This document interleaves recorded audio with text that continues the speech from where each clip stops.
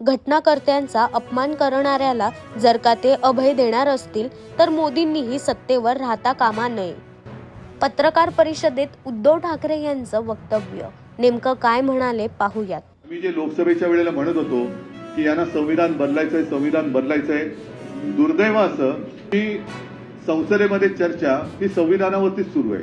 संविधानाला आता 75 आपल्या स्वातंत्र्याला 75 वर्ष झाली आणि त्यानिमित्ताने संविधानावरती चर्चा सुरू असताना ज्यांनी संविधान आपल्याला दिलं त्या आंबेडकरांबद्दल, बाबासाहेबांबद्दल, आपल्या महामानवाबद्दल अमित शहा सारखा एखादा माणूस एवढ्या उद्दामपणाने आणि तुच्छतेने बोलू कसा काही शकतो याचं उत्तर मिळालं पाहिजे. नाहीतर भारतीय जनता पक्षाला सत्तेवरती राहण्याचा अधिकार नाही.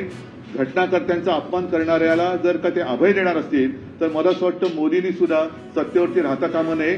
त्यांनी एकतर अमित शहांवरती कारवाई करावी, नाहीतर मोदींनी सत्ता सोडावी.